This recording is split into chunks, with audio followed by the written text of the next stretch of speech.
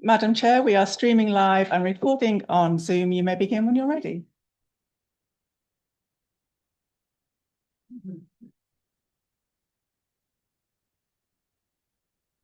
Good morning. And welcome to the Transportation Disadvantaged Local Coordinating Board Annual Public Meeting. I'd like to call this meeting to order. My name is Pat Bates, Chair of the Transportation Disadvantaged Local Coordinating Board, and I'll be chairing today's meetings. The first of which is the annual public meeting to hear feedback about the paratransit service. I'd like to ask Ms. Betsy Delano to lead us in the pledge this morning.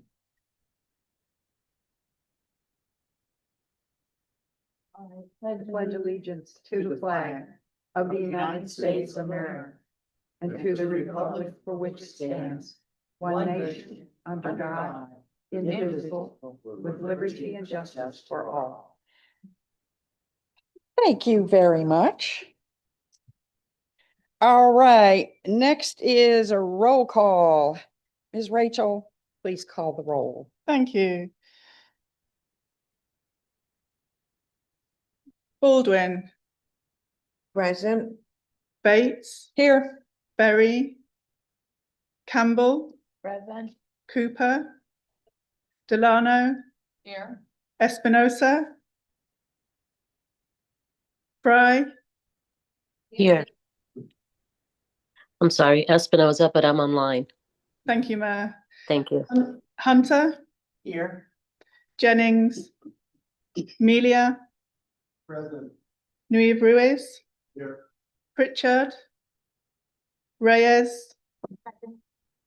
Santiago Mercer. Here. Smith. Timmerman. Here. Underwood. Witt. Present. Zubritsky. Present. Thank you, Madam Chair. That concludes the roll call. We do have a quorum. Thank you, Rachel. At this time, I will call on Ms. Whittington to announce the purpose of today's public meeting. And as we move into the next portion of the meeting, I ask that everyone please be mindful of the time allotted when giving your comments. Each speaker will have up to 2 minutes to speak. If you are in the room, staff is available to assist you if needed. Ms. Whittington. Good morning, Madam Chair and members, and thank you to everyone who's here joining us today. Today's events will begin with the annual public meeting and conclude with a meeting of the Transportation Disadvantaged Local Coordinating Board.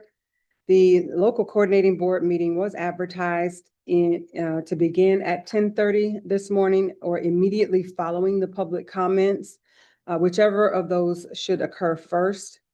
The purpose of the annual public meeting is to receive input on unmet needs or any other areas that relate to the local paratransit services. Members of the public who wish to speak today will be given an opportunity to address the board. Today's meetings were advertised in the Orlando Sentinel and La Prensa newspapers through emails sent directly to Access Links TD riders with active email addresses on file with links. Meeting notices were posted on Metro Plan Orlando's website, on Lynx's website, and on social media. A flyer announcing the date, time, and location of the meeting was also posted on board each Access Links vehicle, and a notification about the meeting was added to the call hold recording.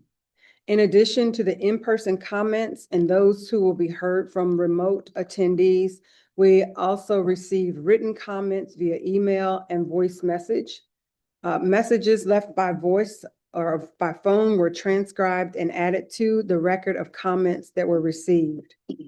LCB members, you do have a copy of those messages at your place. I'll summarize them, and any medical information that we have will be redacted from those comments. But the emails and voice messages have been placed at your location, at your place.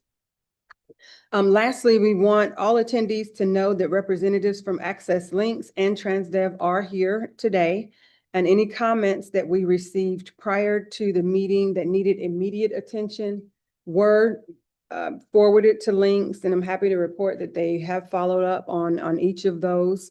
and we've been given an update. Again, today's meeting is to hear from the public. A complete record of those comments will be provided to access links for follow-up after the meeting. Madam Chair, with that, we're ready to move forward if this board does not have any questions. All right. Okay, moving on to begin the public comment portion. Anyone wishing to make public comments today should complete a speaker card. The chairperson will first call all attendees joining virtually who submitted comment cards in advance, and then any others who are joining online who wish to speak. When your name is called, the speakers should use the raise hand feature in Zoom to signify that you are online. Your microphone will be unmuted, and then each speaker should state your name and the county of residence for the record. All comments are limited to 2 minutes. After all online comments conclude, the chair will invite in-person speakers who have completed speaker cards.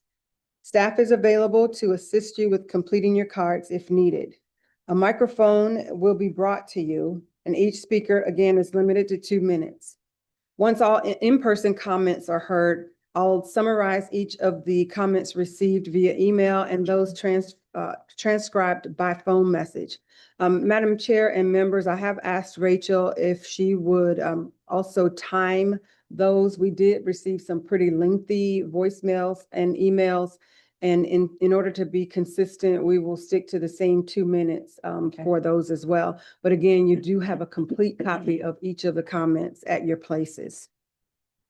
We received comment cards from 2 persons wishing to make their comments online. We have 14 that were received by phone and email, and we have received comment cards in the room from 5 who wish to speak in person today. So with that, Madam Chair, we're ready to move to the first online speaker, if you're okay with us proceeding. Yes, ma'am. Go right ahead. Okay, we will call on Marley Valentine. Marley Valentine, if she's online, if you will please raise your hand. That person's currently not online. Okay. The second speaker online is Linda Frida. Linda Frida. Oh, Linda Frida is in person. Okay. Did you give us a speaker card since you've come? Okay, we will add you to the list of those who will speak in person. Thank you, Ms. Frida. Madam Chair, that concludes those who were supposed to present remotely. Apologies. We do have a hand raised from Ms. Sheila Young. Okay, if I may, Sheila Young submitted a written comment, and if she wants to speak remotely, she can, and then we'll retract the one that for the written comment. Is that your pleasure, Sheila? Good morning, Virginia and everybody. I really wanted to be there in person, but unfortunately it just didn't work. I am Sheila Young. I live in Orange County in the College Park area.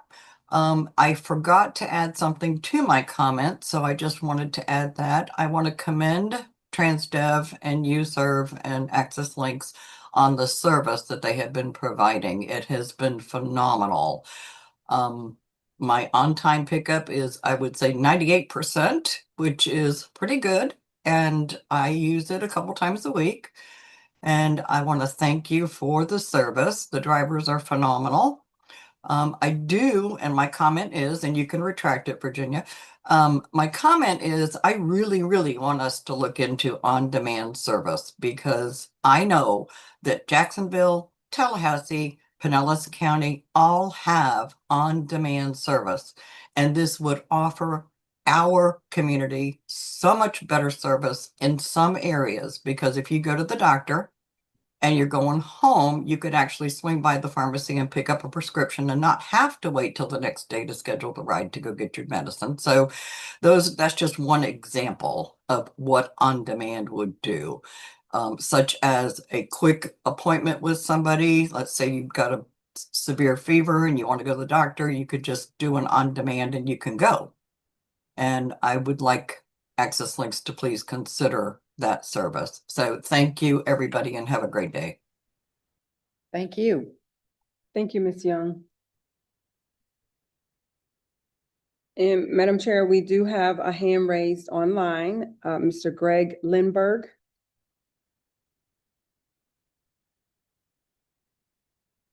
Mr. Lindberg,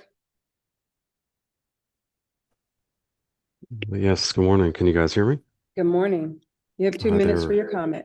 Okay, good morning. This is Greg Lindberg. I live in Orange County in the Maitland area, and I definitely want to echo Sheila's comments as far as on-demand service. So I think this could benefit our community in many, many different ways.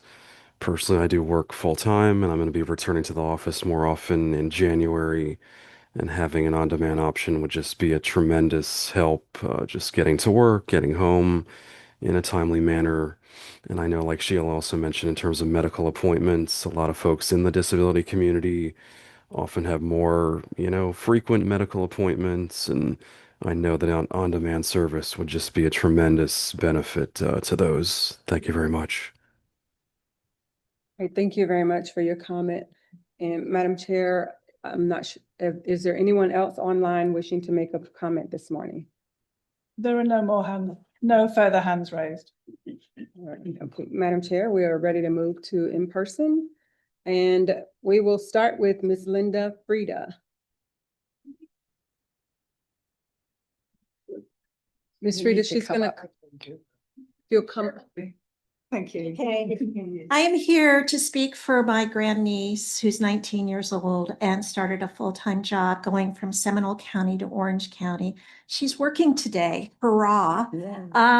She was so excited to get her full-time job. Unfortunately, she lives in Oviedo and goes to South Park Center Loop in South Orlando. So she was so happy to get the Access Link referral and is taking it. However, there have been some bumps in the road with the length of time it takes her to go to and from work. I'm especially concerned because the reason Natalie rides Access Link is because she has epilepsy. And we know that people with epilepsy have to get to sleep on time, right? Have to get a certain amount of exercise in their life too. But the rides and the length of the rides are making it almost untenable on certain days. There are a few days where she spends 4 hours commuting in total to and from work. I think you would think that that was a lot if that was your family member having to commute. Just the other day, she was picked up. She said, I'll be there by 8 because the work starts at 8:30. She finally figured out I'm going to tell him to pick me up. So I'm at work by 8. She got picked up at 5:37 and they were dropping her off at 6:12. It was cold. It was dark. The building wasn't opened. I was totally aware because I follow on Circle 360. I know where she is. So she told them, I can't get off. There's nobody here. So they called the dispatcher, and after some back and forth, she continued to ride around with them. And then they dropped her off at 7:25. My concern is, why would anyone think that was an appropriate thing to do to begin with? To drop somebody off at 6:12 in the morning for an 8 o'clock request to start work. 30% of the time, her ride to work in the last month has taken over an hour and a half, which should be like a 35 to 40 hour. And 60% of the time on coming home, it takes over an hour and a half, sometimes close to 3 hours. I think I've used my time because I heard that little bell, but Yes, thank you for taking my concerns. Thank you, ma'am. Thank you, Ms. Frida. Next is Lauren Page Jackson. If you would like to just raise your hand, they'll bring a microphone to you. There you go. Awesome. Okay, right there. I know I only have 2 minutes. I'm gonna try to keep this short. Back in May of last year, I had to make a trip to DeLand in which I had to use 2 transportation companies. access links being one, to even, get over there. Our appointment ended very early in the morning, way earlier than we expected.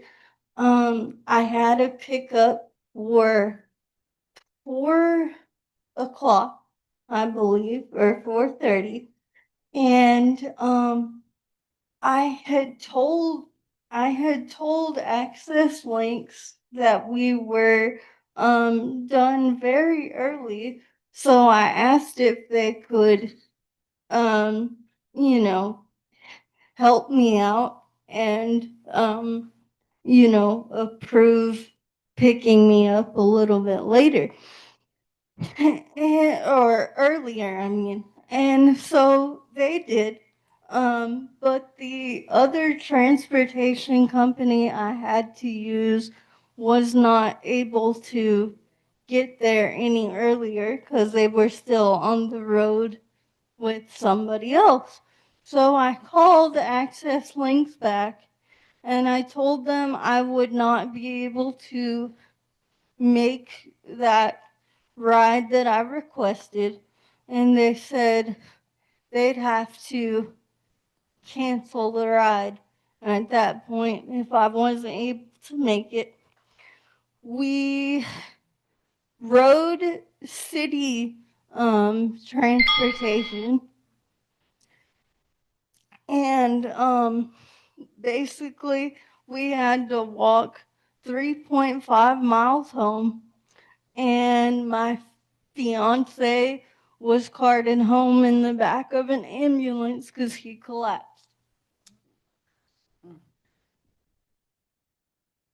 Ms. Jackson, we're sorry to hear about that experience. Thank you for your comments. Eric Lutz, Eric's right on the front row there.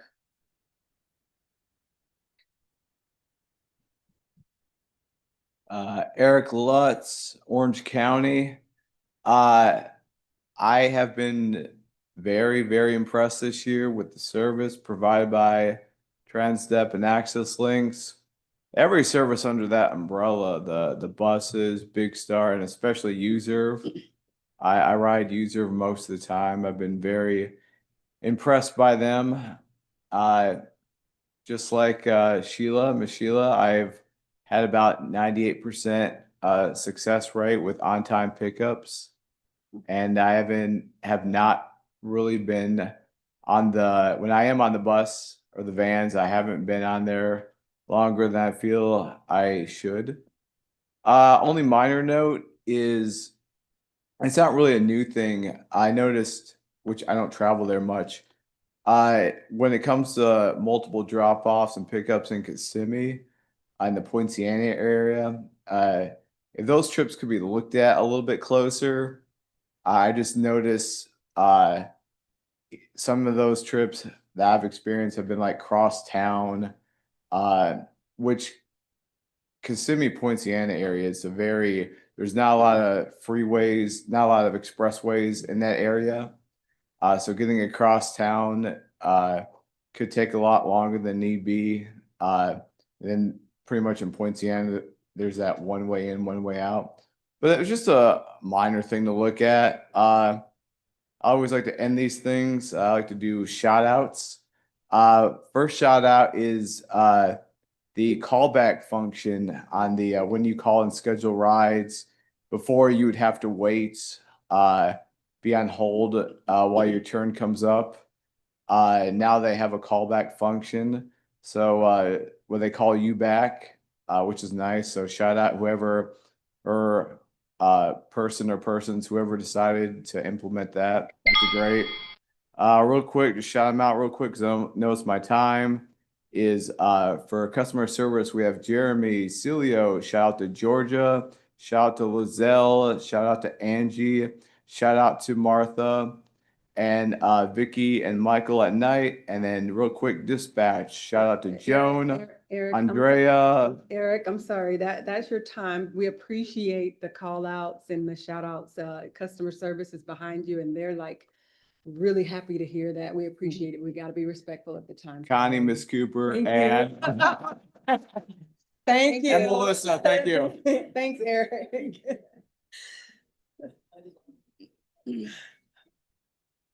Eric, you can pass those along to the staff. I'm sure that they'll be happy to give those to the, all right. The next speaker is Ms. Alma Reese. Excellent, thank you. Good morning, everyone. Thank you for this opportunity to come before you. I would like to comment for the most part. I'm very happy with Access Links. I'm in Seminole County right now, and I'm just happy with the service. I also have started using the regular transportation, the regular link service, and I'm happy with them. But Seminole County has, let me finish. The younger drivers on the Access Links, they seem to be uncertain of themselves. If they could have a program where they could talk to other people and encourage each other, if they have any questions, because you always have questions when you start working a job, that would be great for the younger Access Links drivers. With Seminole County and the Scout program, I tried using that service yesterday and it's absolutely horrible. I had to cancel my ride. I had to cancel my doctor's appointment. I called up because someone showed me how to do it, or I booked a ride on an hour ahead. And then first I was 11 minutes away. I was next in line. I go outside and then I see I'm number 6 in line and 2 hours away from my pickup. So they're not meeting the needs of disabled. When I called the number, the guy was very short with me. He goes, well, you have a lot of wheelchair and we don't have but one car that's accommodating the wheelchairs. And we have to take it. And I said, oh, I didn't know that. I booked it online an hour ahead. We open at 5 in the morning and I was very upset. And I asked him about the Access Links service, that I was part of that. And I was told, he goes, oh, you have to email to this place the information. And I said, why are they hiding information? Why are they not providing the proper service for disabled people? If a city bus was able, I would know that they would at least accommodate 2 handicapped people every bus.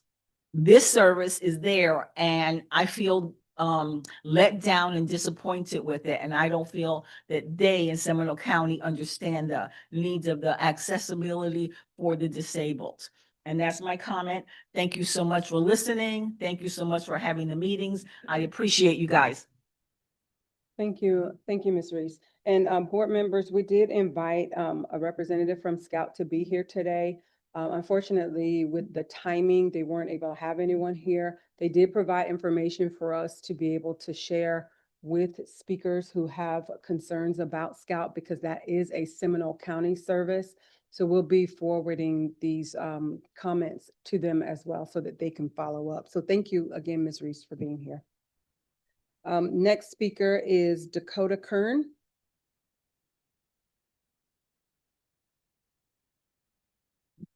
Hi, my name is Dakota Kern. I'm in the Orange County, Ocoee area. Today, this is the POV of a caregiver that uses your service, that has to board your transportational vehicles to help people in a wheelchair. Now, I have sat in the sidelines of customer service, and I have been not bored to tears, but just brought to tears, because the way that it's set up sometimes is depressing, because the people that I take care of, they need to get to their places on time, which that's not an issue. The issue is when the driver comes out, there are notes that you put in the app and you tell dispatch where you are. The driver acts as if they don't know where you are. And we're on the other side of the mall in Altamont, and we're waiting for them for like 2 hours, and they're not there. And then they get a call, be like, Mrs. Such and Such, you are now considered a no-show because you're not where we are. And I said, well, if you look on the notes, she was very clear about where she was, because the person that I take care of is very adamant about researching everything. And your customers are very detailed. Trust me. They know what they're trying to do. They know where they're trying to go, and it hurts their feelings when a driver comes out and they act like they don't know what they're doing. And it hurts my feelings because I can't do nothing. I'm powerless. The only thing I can tell my client is you're gonna have to call dispatch again. Did you call dispatch? Yes, and they didn't help me. Thank Thank you. you. Thank you for your comment, Mr. Kern. The next speaker is Dr. Patricia Tice.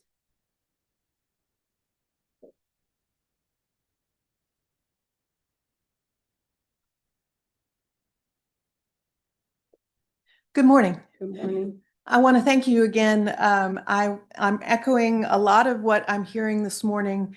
Both the UServe and the on-demand, the remaining services within this program have been outstanding. They've been very helpful. They've been cheerful, very, very, very pleasant to work with. The interface on the app needs work, needs a lot of work. We're working with a group within the Down Syndrome Foundation of Florida. We will be holding a training in the next 2 months at the beginning of the year to help teach them how to use transportation systems throughout all of Orlando. This is something that's very important to you, I know, and something that's very important to our kids. They've gone through high school and been completely included. They expect to have jobs. They expect to be able to get to their jobs. They expect not to be picked up 15 minutes in advance of the time that they say they are supposed to be picked up for their work, since their shift ends at a specific time, and it would be rude to tell your boss, oh, I have to go, my bus is here. That's an ongoing scheduling issue. I put in a time for a pickup for work, and invariably I will end up with a pickup that's 15 minutes prior to their quitting time, which is completely unacceptable. But the app itself is very difficult to manage. It often feels like haggling in a Mediterranean street market. You're literally having to go back and forth on the times that you request to try to identify at a time that's reasonable. Having a 5 o'clock drop off for an 8 o'clock shift is not particularly surprising, although it is really very difficult for someone with a cognitive disability. The app itself is very difficult to navigate, especially for people with cognitive disabilities, and I highly recommend that you find an expert, not just me, although I do have a PhD in this, but find an expert who can actually go through and do a task analysis in a very detailed way to make sure that that app works. Thank you, Dr. Tice. Can you please clarify the app that you're talking about? Is this It's the web access app. The It's web the one that you usually, the other issue, and I'm I just wanted to clarify, we just needed to clarify for the I record, understand. because I want you to spend less money. And we have tried to use the neighborhood link on demand services, and they obviously would save the program a huge amount of money if they were functional, and they're not. thank you, Dr. Tice. That's it. Thank you. The next speaker is Carol. Thank you. I'm so sorry. Carol Harab.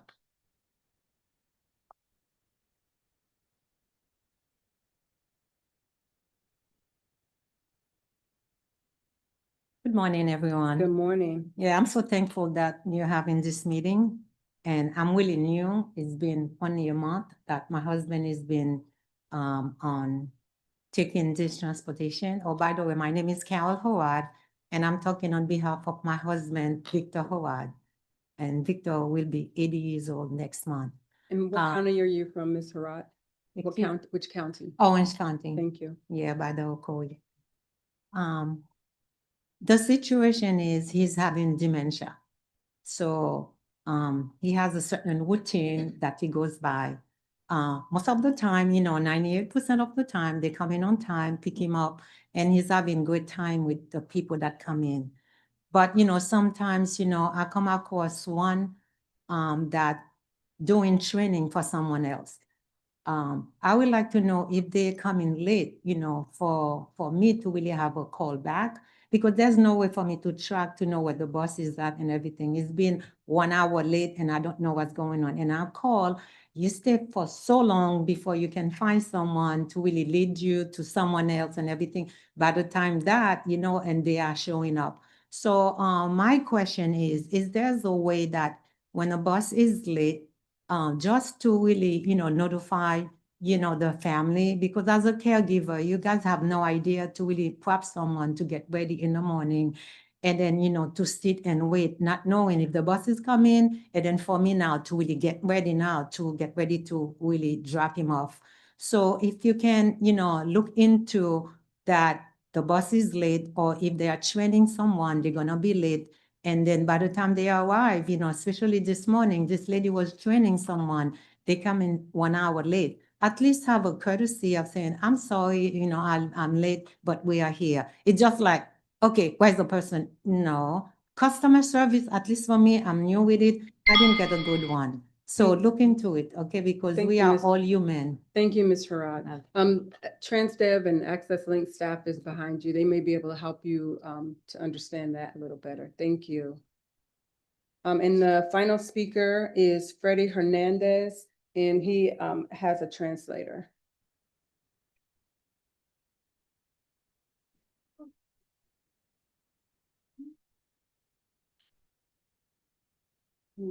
Get the mic from Miriam.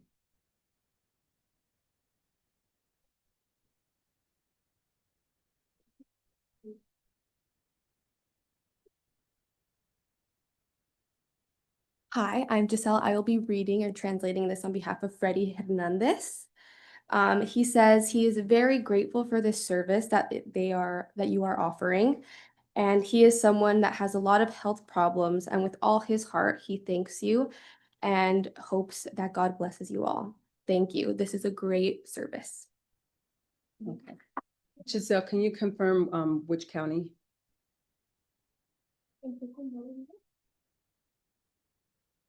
Orange.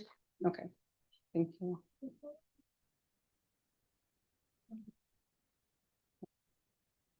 Thank you. Madam Chair, that concludes the in-person. With your permission, we can move to those written. Thank you. The first commenter is Karen McRaney. This was a comment submitted via email. You're gonna time me, Rachel. My disabled husband and I live in Seminole County. We use Access Links for transportation 2 days a week for him to go to adult daycare in Orange County. Our county commission recently voted to cancel their contract with Links for bus service in order to save money. We understand that Access Links will continue to serve us, but at a yet to be determined cost increase. We are deeply disappointed in our county commissioner's decision, which will affect those who can least afford increased expenses. We ask that you consider those who depend on your transportation and keep an increase to a minimum. Next commenter is Jennifer Parker. I do not think it's fair that my fare is going up in January just because the routes that were there making my house inside the bus line are going to be discontinued. I think I should be grandfathered into a $4 ride because I am not the one making the change. You guys are making the change. I shouldn't have to pay higher so you guys can save some money. Also, I was thinking that people that do the scheduling of the rides should be more considerate. After getting off of a long day's work, you are tired and hungry, and the last thing you want is to be taken all over Orlando and everywhere else before being taken home. You should pick people up who are already going in the same direction as their house so that they don't have to go all over Orlando and sometimes don't get home until 8 p.m. Also, this scheduling makes the bus drivers late the majority of the time. Too many pickups and drop-offs. I don't like having to wait almost an hour for my ride and making me an hour late. The people doing the scheduling need to think that those who are dropped off at the special needs school can't be dropped off until 7:30 a.m. They should take me to work first and then take the special needs place. Need more consideration when people are doing the scheduling of rides, and my rate should stay $4 a ride. accept when it's outside the bus line and the way it is now. Now the way it's going to be when they discontinue the 103 and the 434 buses. Scout doesn't even come to my area to pick me up, and I'm outside of the Scout area too, even though I'm in Seminole County and my work outside the Scout area is, as my work is in Orange County. The next commenter is Daniel Molster. He left a voicemail and then sent an email, so we're summarizing both of those.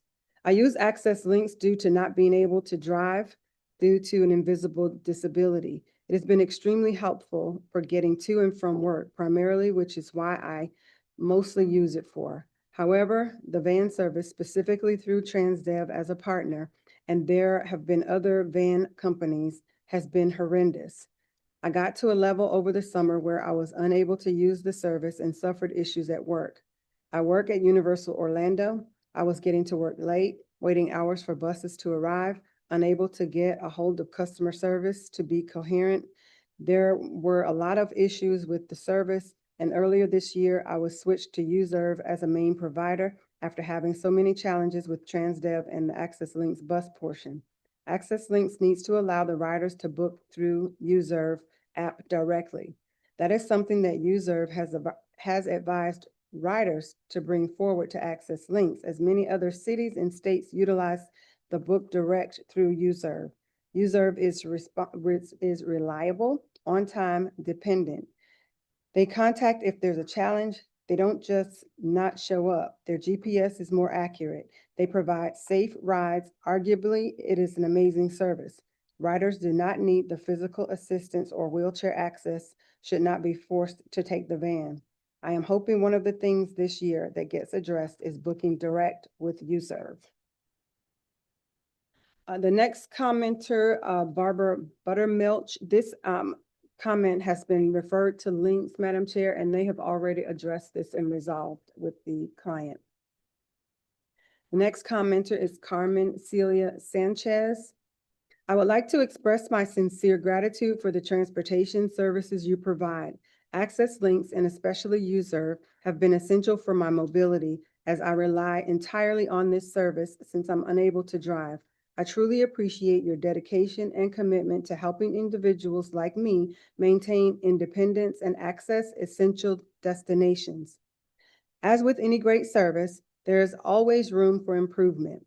I would like to respectfully share a few suggestions for consideration. 1, same-day trip requests.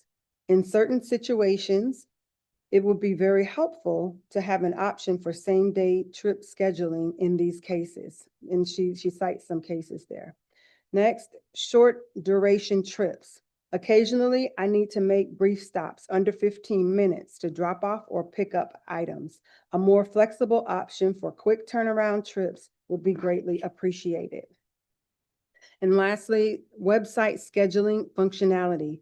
I find Access Links website to be an excellent and efficient tool for scheduling trips. However, 90% of the time, I end up calling by phone because the website does not accept my requested pickup and drop-off times. Ironically, when I call, I am often able to secure those same times without issue. Additionally, phone scheduling can take up to 20 to 30 minutes due to hold times. If the system inconsistency could be addressed, it would make the scheduling process much smoother for riders. Thank you for taking the time to review my feedback. I am deeply appreciative of all that your team does, and hope that these suggestions can help enhance the experience for all riders. The next commenter is Cami Bell. I haven't had a lot of problems when it comes to taking that was the last one. Cami Bell. I haven't had a lot of problems when it comes to taking the service of Access Links. The one problem is GPS system. It needs to be updated. If it's a new drivers, the person can easily become lost. It needs to be updated.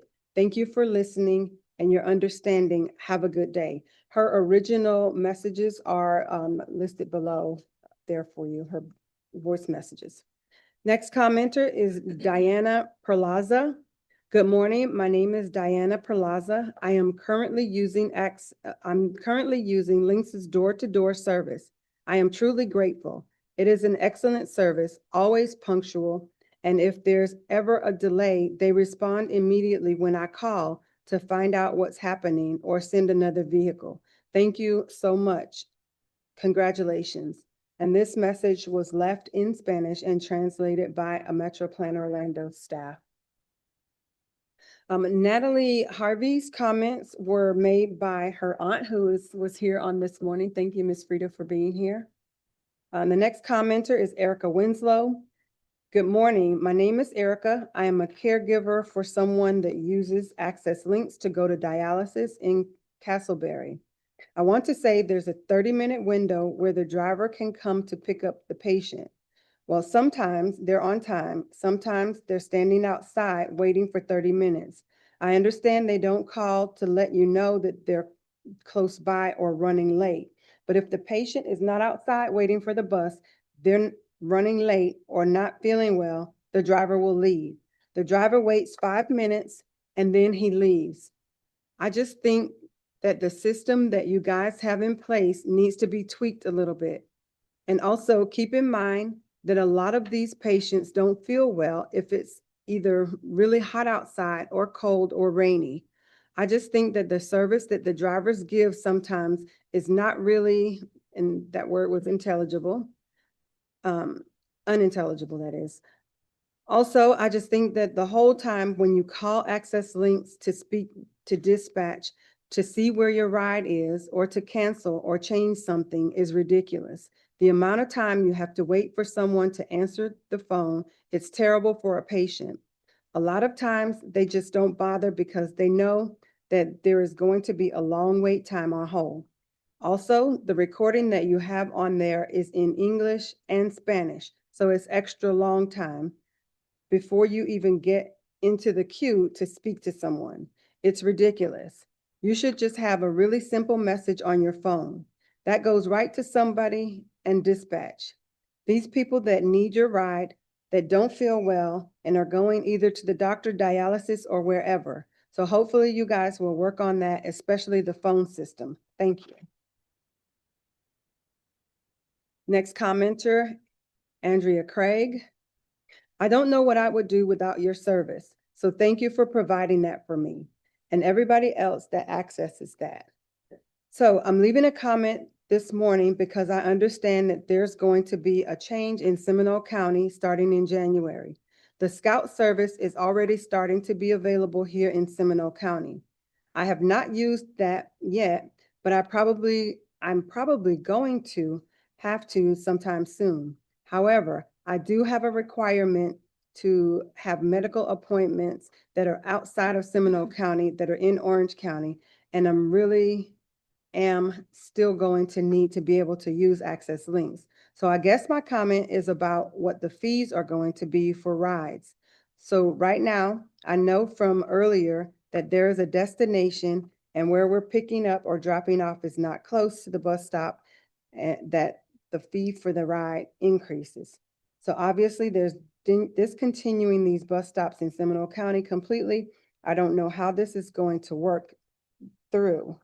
My suggestion is that if rides originate or ends in your home address, that maybe you could just have it not increased. There's no way for me to get anywhere else to have to be picked up unless I go onto Sunrail or something like that. But that's a whole different thing than just being picked up and taken to the doctor's appointment. So my suggestion is, if we're going to be picked up at our home location to go to doctor's appointments into a different county, maybe that fee stay the same. So that's why comment and thank you for allowing us to leave a message like this. The next commenter is Amanda Ronachek, and her message is quite lengthy, Madam Chair. For brevity, she is speaking about having 3-hour trips. The system has been helpful, although it has flaws. None are on the drivers or dispatch themselves. She cites some examples of having to go to Eatonville and being taken to downtown. Her comments have to do with her spending excessive amounts of time on the bus. Another thing that she's noticed is a driver can be 5 minutes away from the destination and then get called to pick up someone ASAP on the other side of town. A person with a disability wants a peaceful ride. She's citing 2 and 3 hours again on the bus. I feel like Access Links Dispatch needs to ride the service for a week and see the flaws of the system firsthand. Only then will they and the supervisors understand. She notes that the drivers don't get adequate breaks for meals or bathroom. They're the real heroes. She would love to see more U-Serve rides. And again, she's grateful for the service. The next commenter is Marcia Bukala. I'm submitting a public comment in regards to a request that I've made in the past and others in the blind and low vision community.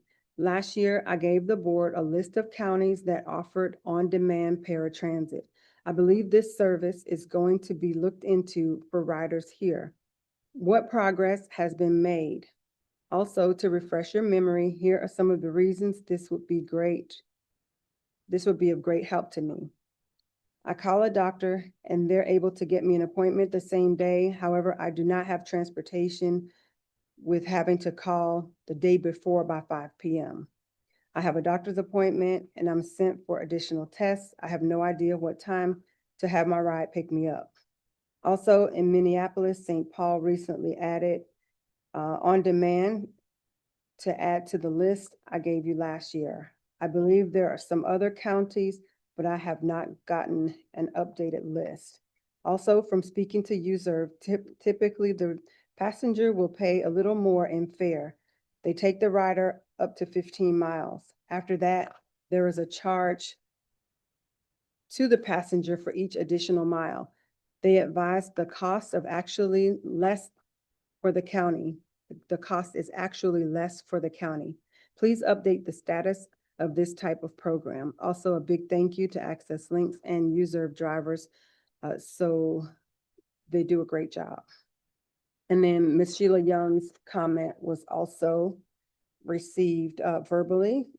So the next commenter is Sergio Cubero. My name is Sergio Cubero. I use Access Links for transportation for daily use. First of all, I'm very grateful for the service. I think Access Links is an amazing transportation service company. I do have a few suggestions I would love to see in the near future. I wish to list them in order. I highly recommend the drivers use Highway 429 if they're going to Walt Disney World from Winter Garden instead of using I-4. I don't know if it's possible or not, but I would like to see Access Links expand at least to Lake County in the Clermont area. You wouldn't mind paying a little more. I would like to see the same day booking with an extra charge. I think riders who would like to go somewhere on the same day would be able to book at least 2 hours in advance. Lastly, I would like to be able to book rides as normal by at least 9 or 10 p.m. for the next day. I wish Links gives us extended time to book rides. I do not like the 5 p.m. limit. I believe my ideas would make Access Links be more reliable and help others who cannot drive or take the city buses. I really hope that you'll consider my suggestions and try to put them into effect in the near future. Of course, I do not expect to have my suggestions go into effect right away. However, I really do hope you would consider them. Thank you. And then, Madam Chair, we did receive 3 comments after the deadline. Although we will not read them into the record, they are at your places, one of which was a commenter who left a message and then sent back some support showing a map there. So those conclude all of the comments that were received today.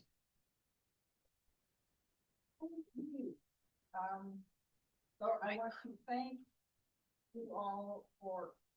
Hold on. I want to thank you all for taking time out of your schedules to join us today and for providing this very important feedback. As mentioned by staff, a copy of all the comments will be provided to access links for any follow-up. This concludes the public meeting and we are adjourned. Members, please prepare for the LCB meeting. Thank you. Thank you all.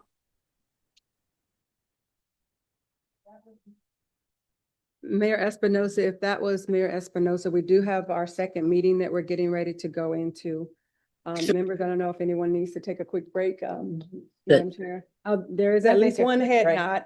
Okay, no, I'm good. I'm just gonna stay on this, Okay, and we have at least one head nod if we can take like 5 minutes before going into the next one.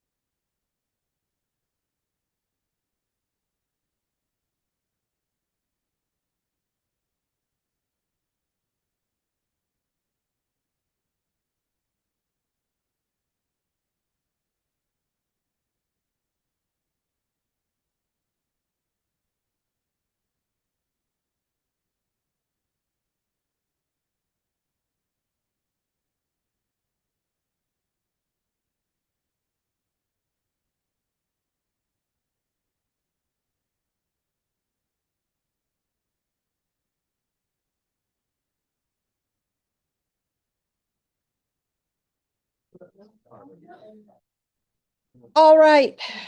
Good morning and welcome to the November 13th meeting of the Transportation Disadvantaged Local Coordinating Board meeting. I'd like to call the meeting to order. My name is Mayor Pat Bates, chairperson of the LCB, and I'll be chairing the meeting today. And I know any of you who were at our last meeting, we did do the Pledge of Allegiance, but for anybody who's come in since or anybody online, I want to be respectful and do our pledge again. So I'm asking Calvin Smith to please lead us in the pledge. Please stand. Allegiance to the flag of the United States of America and to the republic for which it stands, one nation, under God, indivisible, with liberty and justice for all. Thank you so much, Calvin. And thank you to everyone who has joined us for today's meeting. I want to remind all members that this meeting and all future meetings are held in person, and it is important for all members to be here in order for us to have a quorum. Members of the public are still able to participate virtually, and we encourage them to do so. I'd also ask members to please turn on your microphone before speaking and deactivate it after your remarks. This will help ensure that everyone is able to be heard by those in the room and online. I want to thank our partners, Orange County Government, City of Orlando, Lynx, the National Federation of the Blind, Central Florida Chapter, as well as the Greater Orlando Council of the Blind, Lighthouse Central Florida, Bike Walk Central Florida, and the Veterans Administration Blind Rehabilitation Program, who joined with us on October 15th for the 2025 Blind Experience. Once again, this was a great event. I believe staff has a short recap video to share from the event.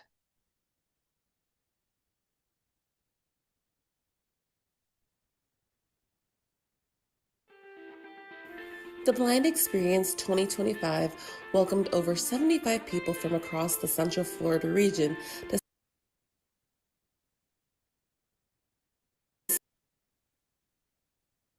celebrate White Cane Safety Day and learn about the pedestrian experience of the visually impaired and blind. Under the White Cane Safety Law, drivers must stop and give right-of-way to blind pedestrians using a white cane or a guide dog. The Blind Experience gave sighted participants the chance to navigate a busy pedestrian crossing and intersection with impaired vision or none at all. Some of the participants shared their experience. I just thought it was a really important experience. It was very disorienting.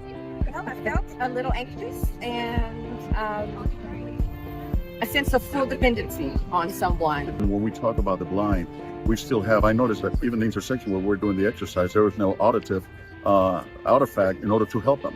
So we need to make sure that anything and everything that has to do with ADAs, we take care of. The work to spread awareness of the White Cane Safety Law continues. Thank you to our government and community partners for your help and support of this event, as well as all of the people who came to take part in the Blind Experience.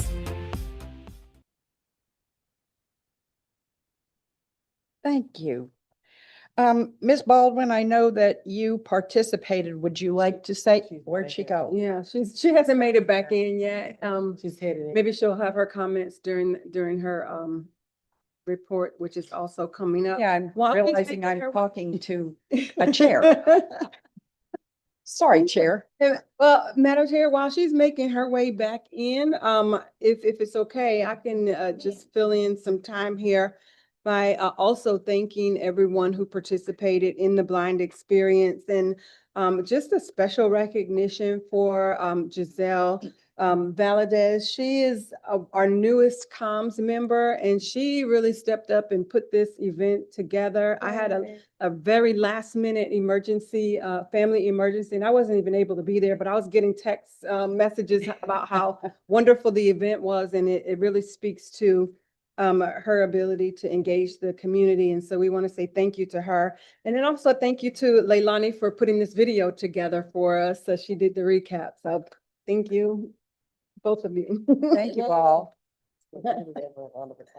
And I also want to take an opportunity to introduce Ms. Kimberly Fry. Kimberly is the new director of mobility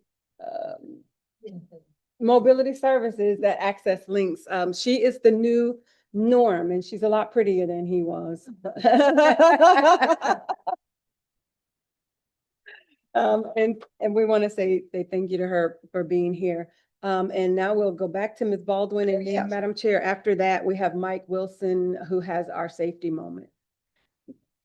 Oh, Ms. Baldwin, first, I wanted to ask you if you had any comments about the walk that we had for the blind. It was fantastic. Can you hear me? Yes, ma'am. Okay. It was fantastic, and I want to echo Mrs. Woodington's thank you to the staff and thank you to Virginia for making sure that this happens.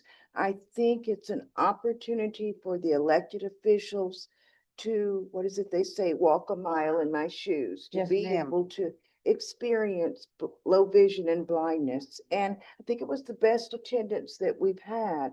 So we look forward to doing this again, and we really want to thank our partners at Metroplan, Lighthouse. Oh, you know, when you start naming, you forget somebody, Links, but all of our community partners and the local governments for helping us.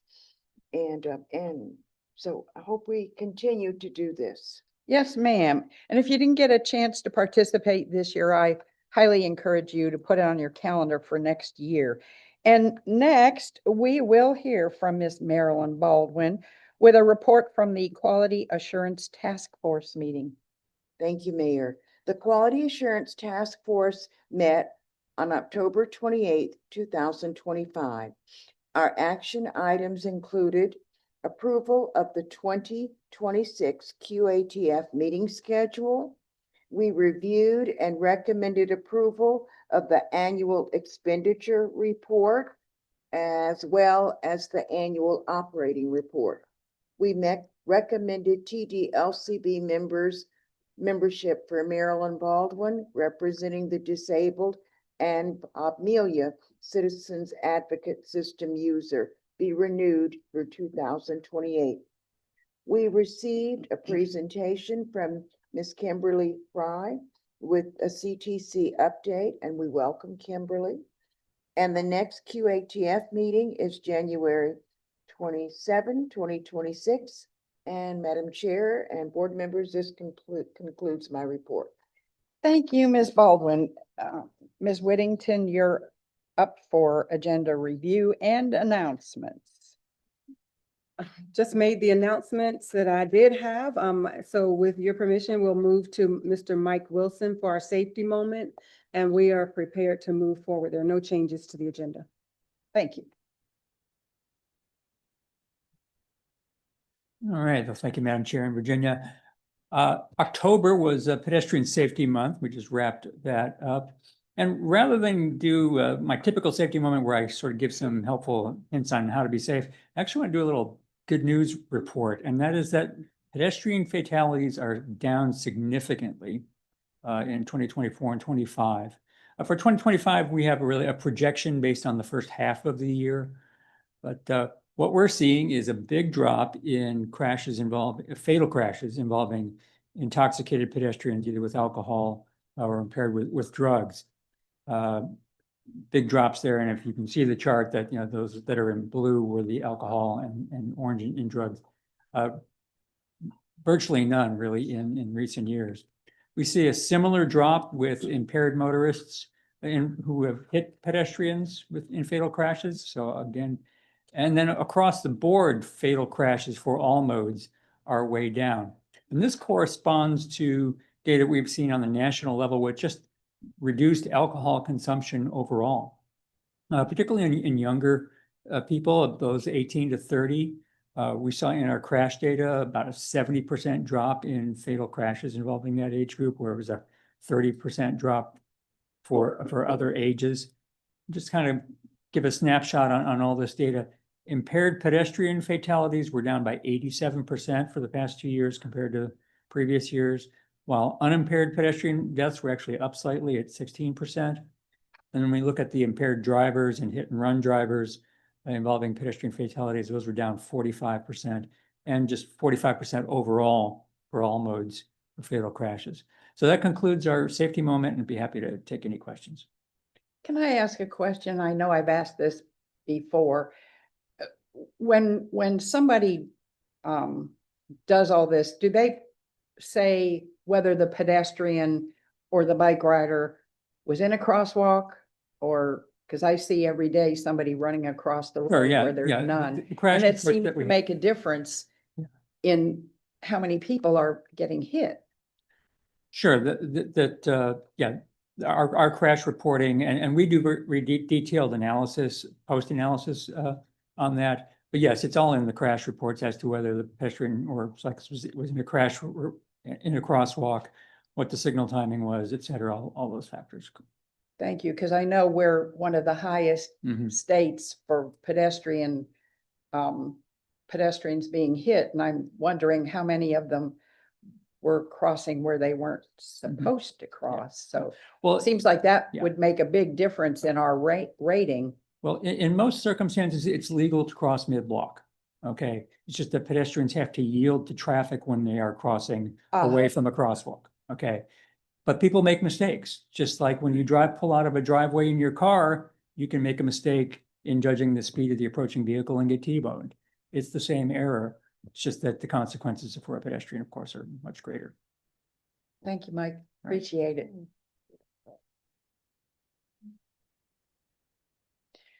All right, now we're going to do our roll call. I can confirm we do have a quorum. Oh, okay. Thank you very much. Appreciate that. All right, where am I?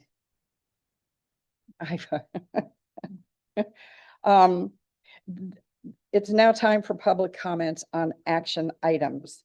This is the first of 2 opportunities for public comments. Public comments on action items are heard before action is taken at the beginning of this meeting, and comments that are more general will be heard near the end. Comments may be made in person or online by those joining us via Zoom. People wishing to comment on action items in person must complete a speaker's introduction card. Each speaker is limited to 2 minutes. Members of the public joining us virtually who wish to speak will use the raise hands feature on the Zoom screen. If attending by phone, you can hit *9 to raise your hand and request to be recognized. When you're called, staff will unmute your microphone and will ask you to state your name and contact information for the record. Is there anyone online wishing to comment on the action items? We have no hands raised, Madam Chair. Thank you, ma'am. Rachel, is there anyone from the public wishing to speak in person? No comments received. All right. Public comments may also be submitted by email or phone message before the meeting. Were any submitted by email or phone? None received. Thank you. Let's move on to our action items. Ms. Whittington, you are the presenter for all of the items today. Yes, Madam Chair and board members, thank you again. Presented for you are your August 14th meeting minutes. Are there any corrections to the minutes? If not, is there a motion to approve? So moved, me to wit. Second. We have a motion and a second as stated. Is there any discussion?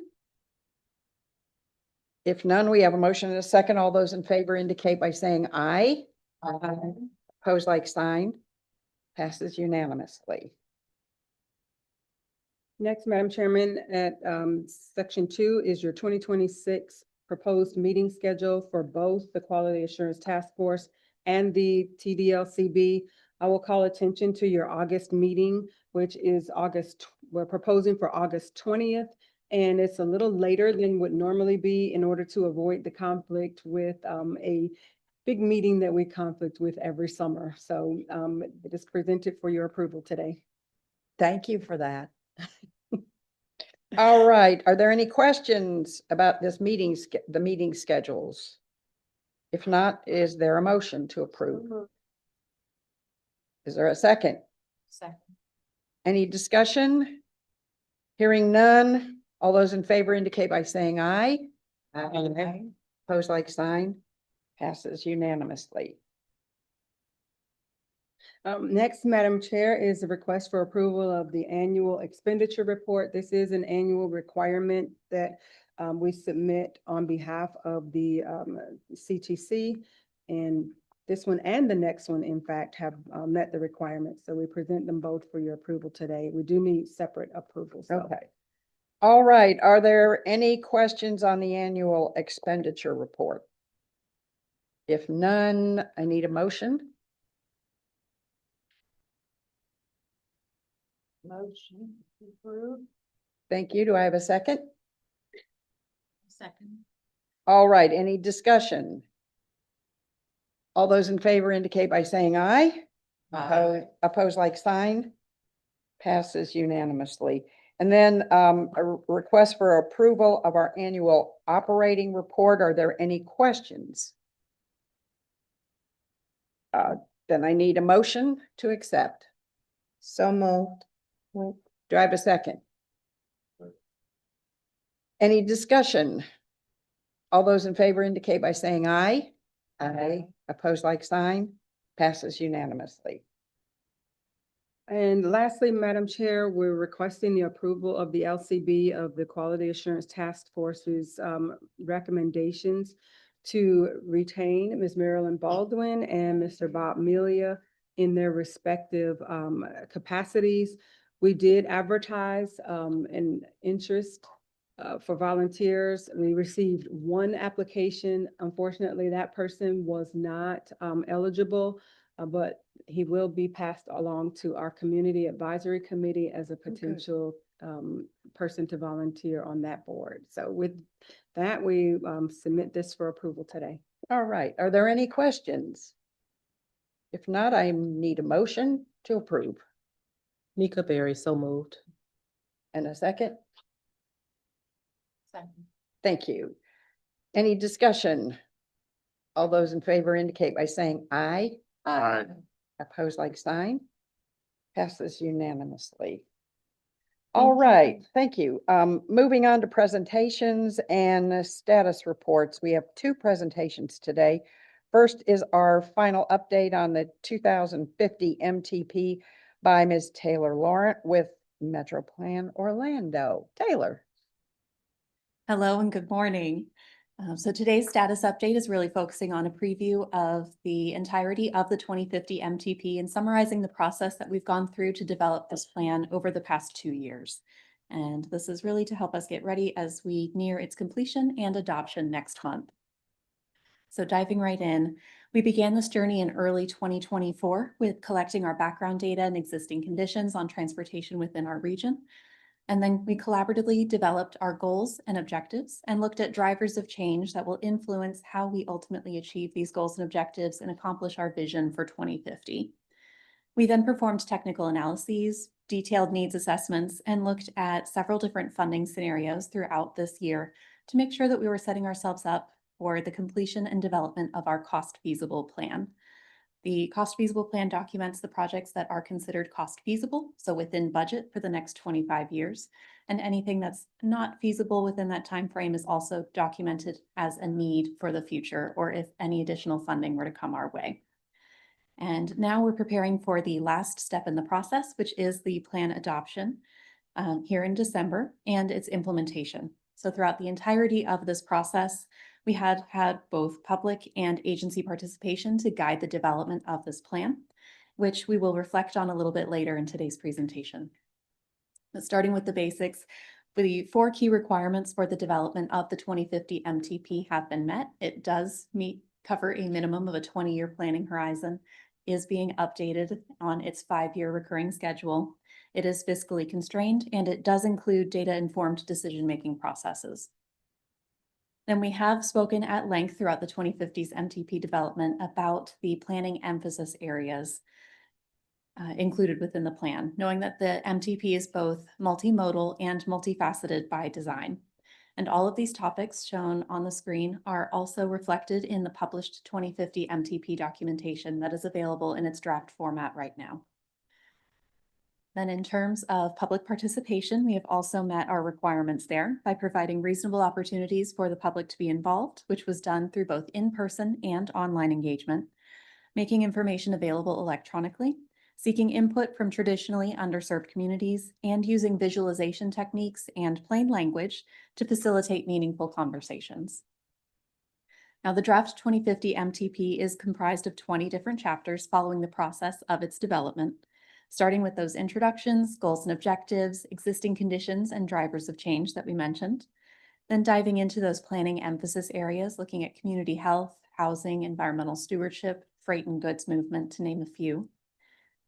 Then we have our detailed needs assessments that we began looking at through each individual modal lens, looking at transit specifically, active transportation, freight corridors, other modes, and then bringing that together into a comprehensive multimodal needs assessment for our region. We've also documented our public participation findings and how those have been incorporated throughout the process. And then the prioritization of those projects, the financial resources available to us for these transportation investments, and a funding policy of how we're going to use those funds within our region. All of that culminates in that cost feasible plan and ultimately the conclusion and implementation process for post-adoption. All of these 20 chapters are published as drafts on our website right now and are available for public review. And the MTP is also supported by more than 20 different appendices and technical reports, which each deep dive into the weeds on the development of each topic and focus area. So if you want more information, you're welcome to look into those or reach out to our staff directly. But one of the key chapters that I've emphasized is our cost feasible plan, which is chapter 19. It's the longest of the MTP chapters due to the cost feasible project list tables. These tables document the transportation projects that are considered cost feasible over the next 25 years, the priority order of those projects, and the unfunded transportation needs within our region. They're organized in a way that's meant for everyone to be able to easily understand, starting with existing and committed projects, beginning with those that are fully funded through construction and fully funded through completion in our transportation improvement program, so our 5-year budget. Then we have projects that are in progress, those that are partially funded within our transportation improvement program, but not yet fully funded for construction through their completion.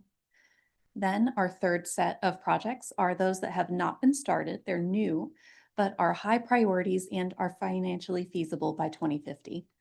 Then any remaining projects, they're unfunded needs. These are projects that are needed within our region, but we cannot reasonably afford them through the year 2050 based on the revenue forecasts available. So the cost feasible plan is predominantly organized by transportation project types or systems, including our urban corridor improvements, transportation systems management and operations, or TSMO improvements, high injury network countermeasures, a category that is dedicated to implementing our Vision Zero safety projects that we've identified, as well as active transportation projects, to name a handful.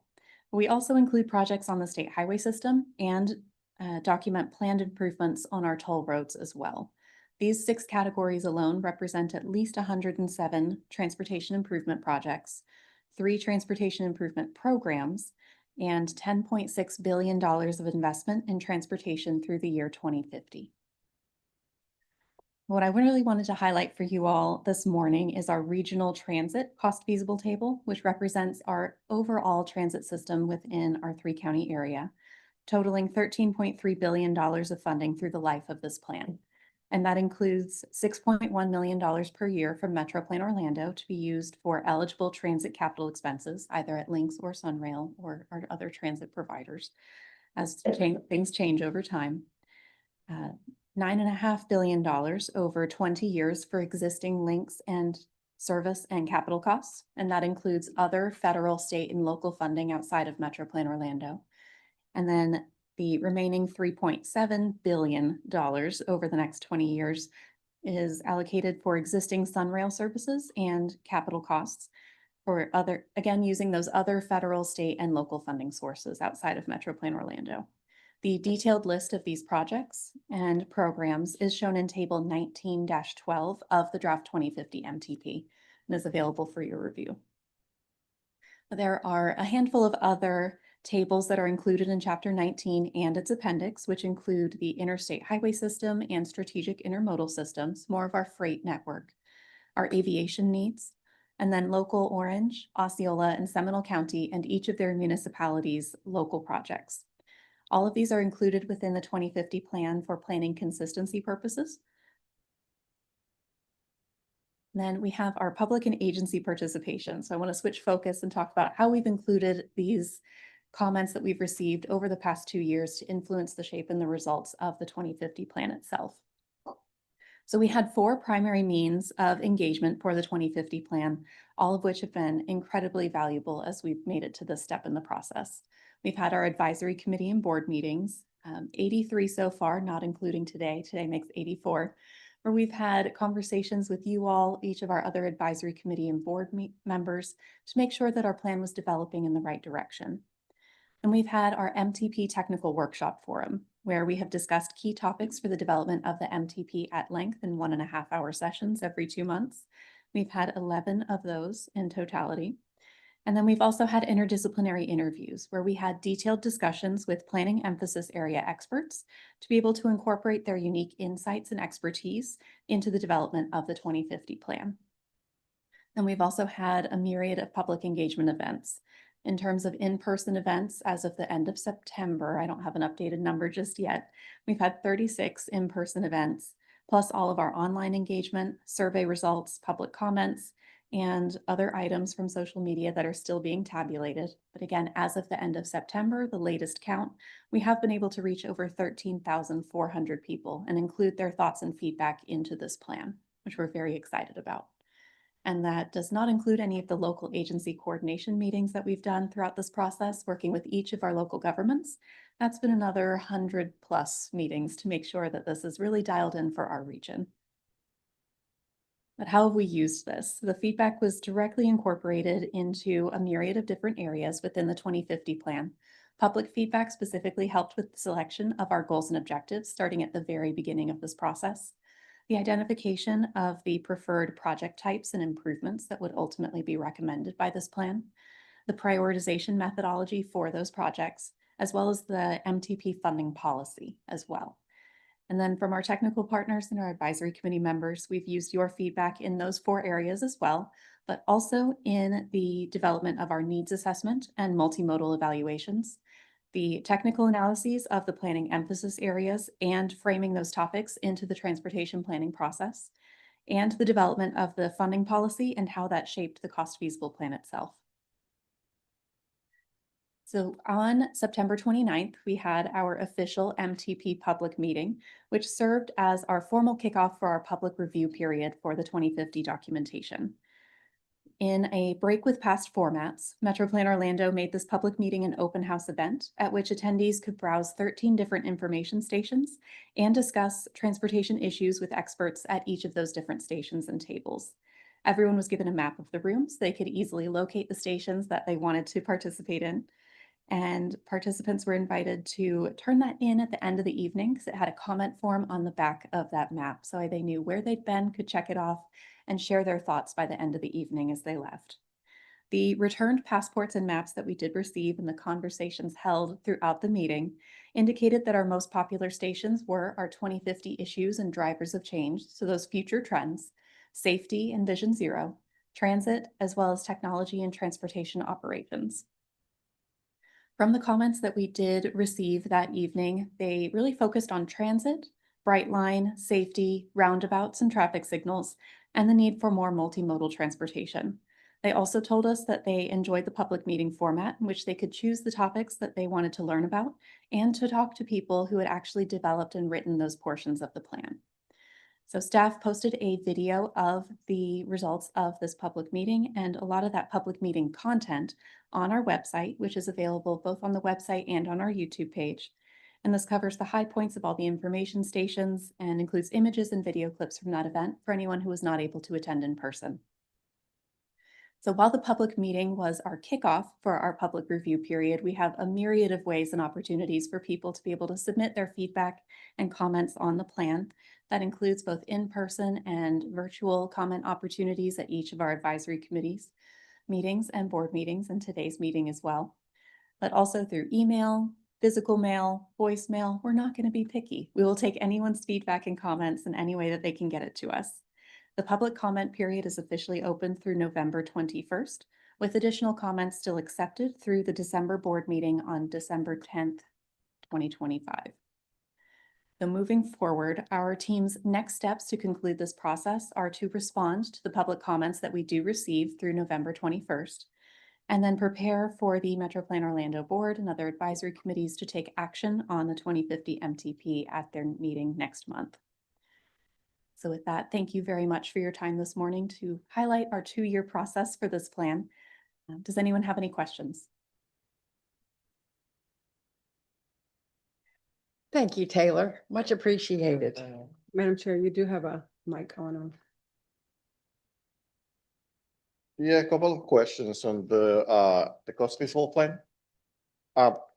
Is this funding that's going to be available through your agency, or is this general funding to a lot of different sources? It summarizes federal, state, and in some cases, local funding sources and toll funds that are being used for transportation improvement projects. So just within our general, region. not only you. So this doesn't only cost all your projects. It's just, I'm asking you because as somebody who does public transit, I see kind of got disconnect between where we're spending the money and where we actually people really want. You know, if you have people want more rail, people want more access to trails. And it's just, I didn't see that. That's what I'm asking you, but this is just everyone. So it makes sense. Mhm. Yeah, the 2050 MTP funding policies where we have the control over the funds and how we invest them. So that's where you were able to see the feedback that we received from you all and our other advisory committee and board members and the public to dedicate where those Metro Plan Orlando funds would be spent. It's gonna work before 3 years, so can expect that, but thank you. Thank you. Sorry, I missed you. Any other? Thank you again, Taylor. All right, now we have the Links Community Transportation Coordinator update, Ms. Kim Fry. I'm so glad to be here. As Virginia said earlier, I'm Kim Fry. I'm the Director of Mobility Services. I have been in transportation for over 30 years, but my experience started way before that, probably as early as 10 years old, being involved in board meetings and the best rodeos, which I just loved. My family, this family tradition, my grandfather retired from Indigo Public Transit, my mother, my husband's still in the transit world, and so is my son. So it's truly family business. So I'm excited to be here. The last 8 years, I've been at OCPS as the Director of Transportation there. After 8 years, I decided it was time to get back in the paratransit world where I started out. And I'm so excited to be back here. All right. So, excuse me.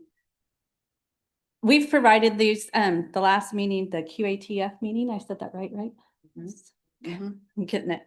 I'm just going to highlight a few items.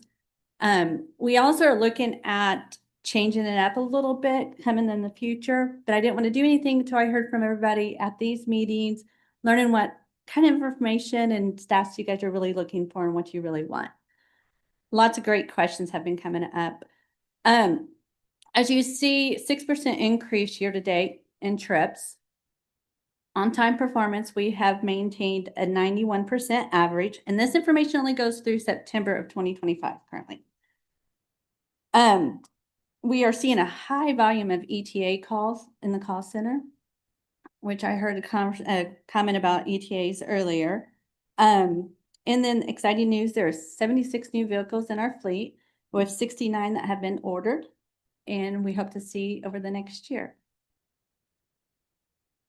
Again, you'll see the whole breakdown compared to last year.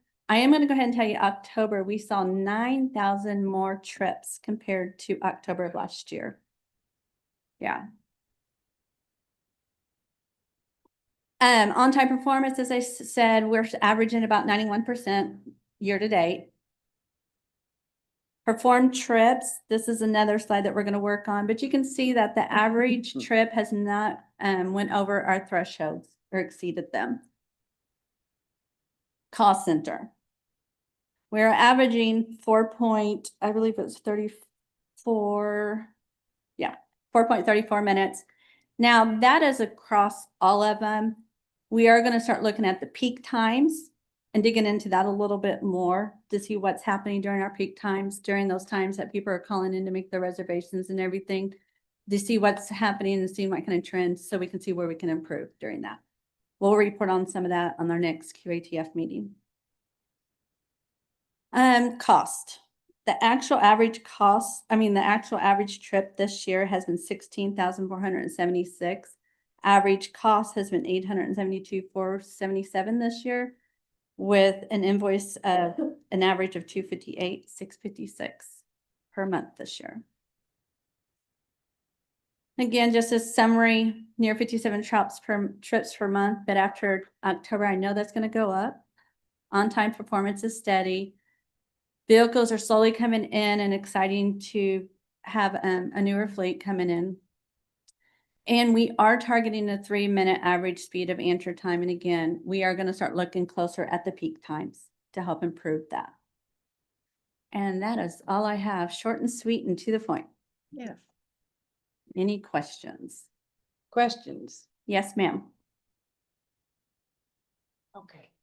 Thank you very much, Kimberly, and welcome to Central Florida, to Access Links and our local coordinating board. I would like to request, as the current chair of QATF, that we really sit down and explore maybe the possibility of doing a pilot program for demand response. And of course, maybe even before that, numbers as to what this would cost us.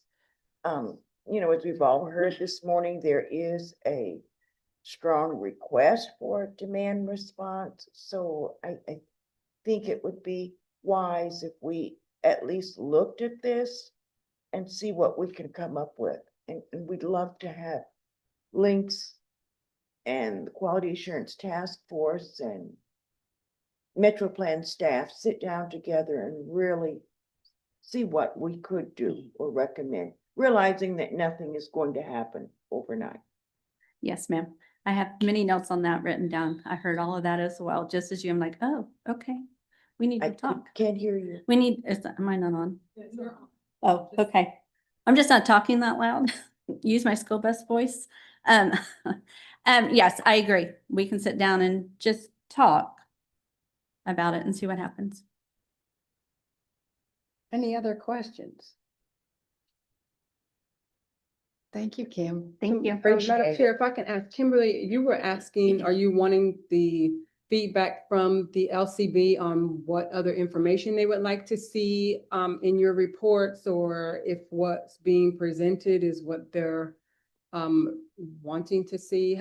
I heard you say something about that earlier in your presentation. Yeah, my team and I are looking at the different stats and the different questions that I've been hearing from the QAT, from the phone calls that I get and the things I've heard today, to see if there's a better way of providing more to the point details of what you guys are really looking for. So any feedback, anybody wants to email me or call me and say, we would love to see this, we'll see how we can do it. It's some of the information I was looking at, like, we can do this and we can do that, but I didn't want to change anything until I heard from everybody. Thank you. Thank you.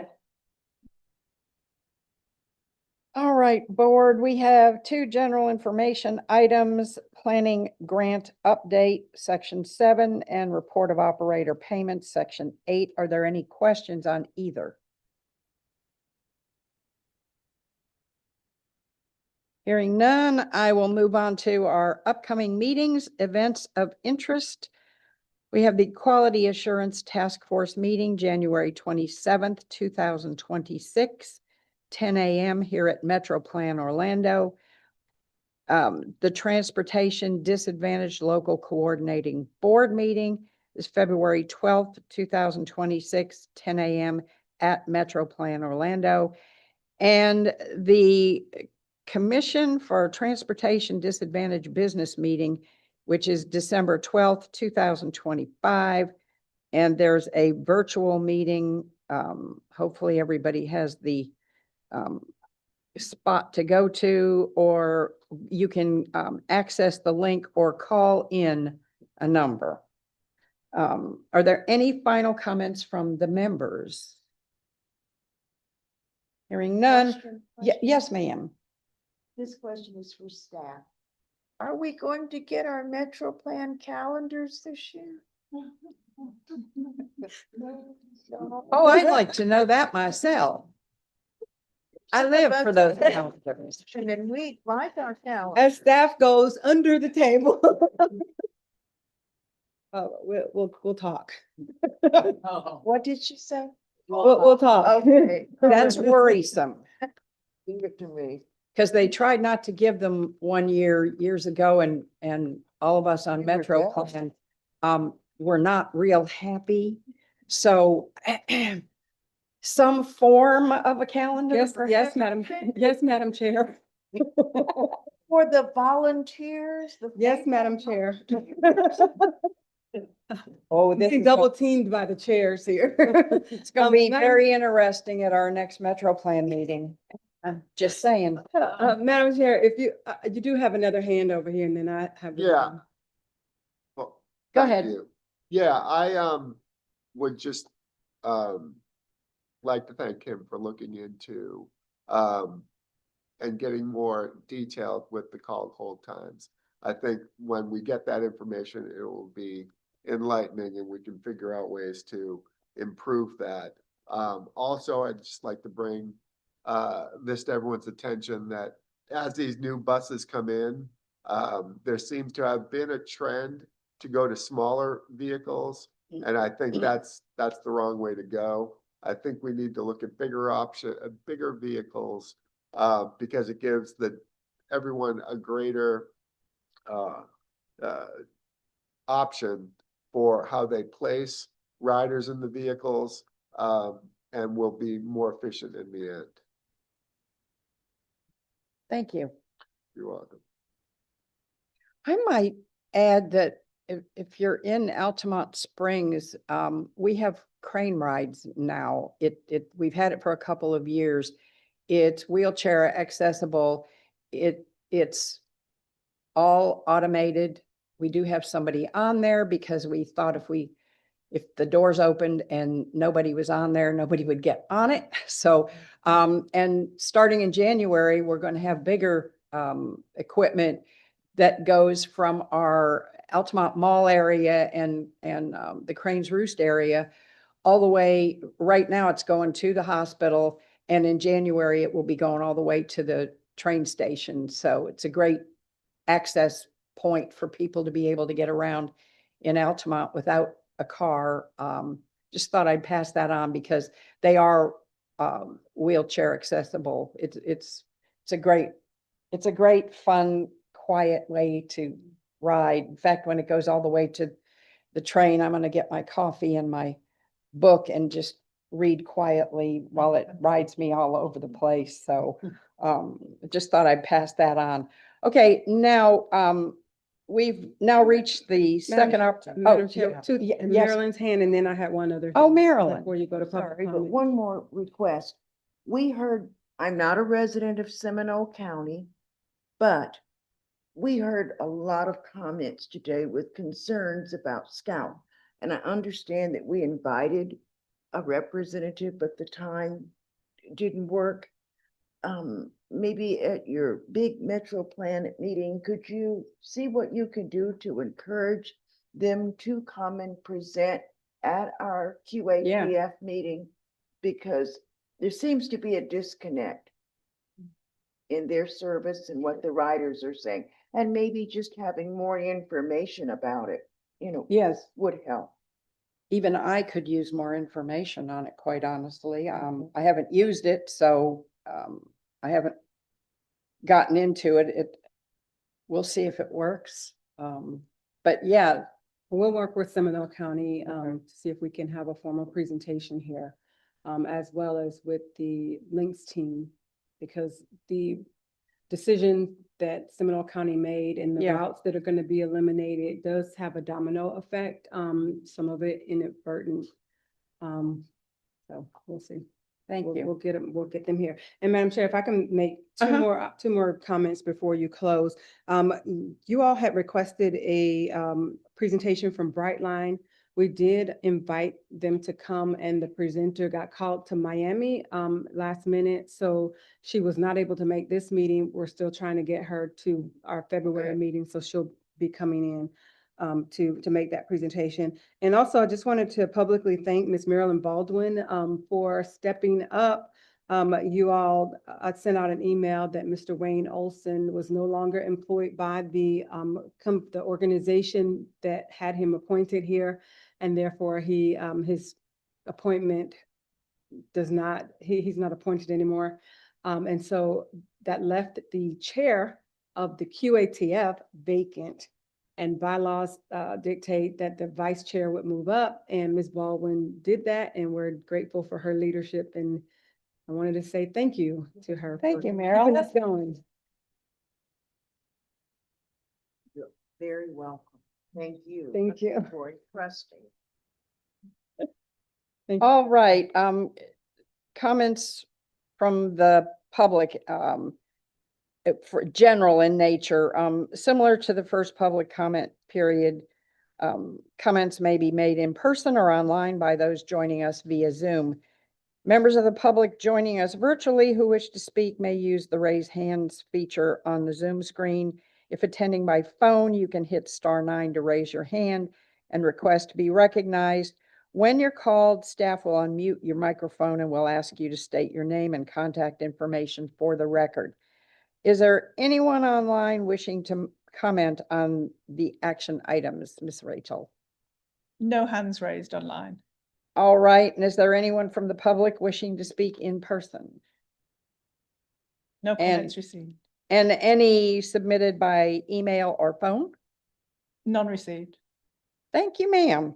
All right, our next meeting is February 13th, 2026 at 10 a.m. right here at Metro Plan Orlando. And if there's nothing else to come before us, we are adjourned. Thank you all. Happy holidays.